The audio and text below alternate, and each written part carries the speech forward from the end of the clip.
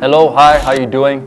It is Editor's Letter, episode 2, and we're going to talk about music and music business. I've been talking to a lot of rappers, a lot of different artists, and they don't seem to understand the music part with the music business part. So getting to actually know who it is and who you're talking to. So today we're going to clear up a few things, tell you about a few terms that you might need to know and understand.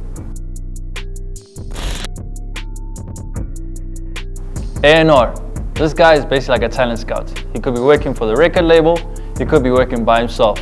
We've seen 2 Chainz teaming up with LeBron James for Rap Into the League, and he was basically A&Ring the whole project. He has nothing to do with music, but he felt like he has a stake and he can say a few things, teach him a few things, and hopefully influence some of the music that he's actually spinning about. And from what I can see, CDoubleA is working out pretty well because the dudes and the peeps are loving it.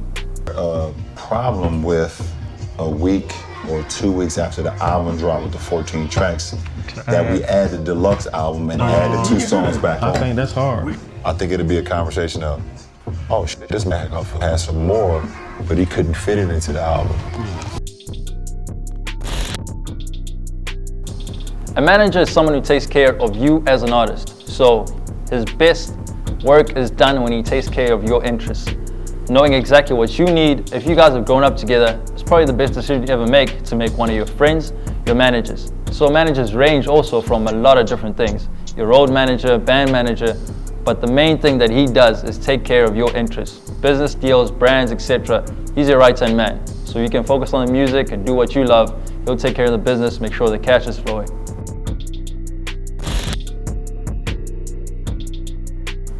Booking agents are the guy which runs the middleman. Basically, they set you up for your shows. They're always checking on the net, media kits, who's the coolest guy doing the coolest things. And right now we've seen a booking agent looking at South Africa who turned out booked Rwansta, who's now going to Paris to perform at Gezune. Just like that. And with a strong internet presence, or we can say online presence, he has been able to be seen by booking agents from all over the world using Spotify, and now he's up. So make sure you use that to get in festivals, gigs, and yeah, really nice lineups.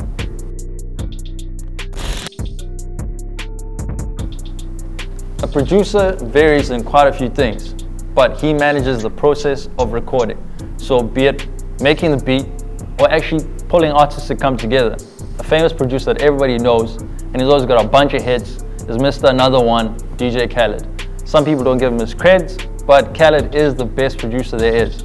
Be it recording and tweaking a few things, be it making a beat and adding a little snare here and there, but the process of recording from start to end is what the producer does. We don't verify where or he stops and starts, but if you're recording and he's there, that's the producer. A producer gets the job done and makes the record come to light, and 90% of the creative process. Because on my records, I can speak for my records, that's all my vibes.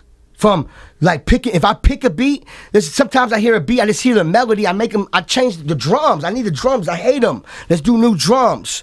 If it's writing, it might be me and a writer come up like, you mine, that's my talk. You mine. That's my talk. I sing in the shower to my lady.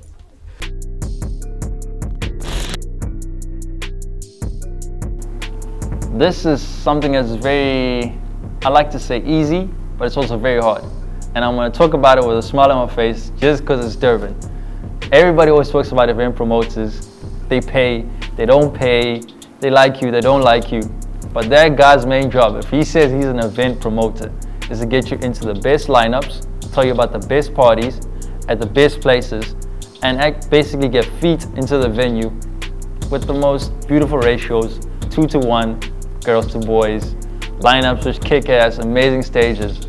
If he's not doing that, he's not a promoter. And he's not allowed to pay you. Because event promoters aren't the guys who own the business. They tell you about the cool parties. So they get you in there. They don't have to pay you. And always remember that. If you're talking to someone and say they're the event promoter, you ain't getting your paycheck from him. So watch out.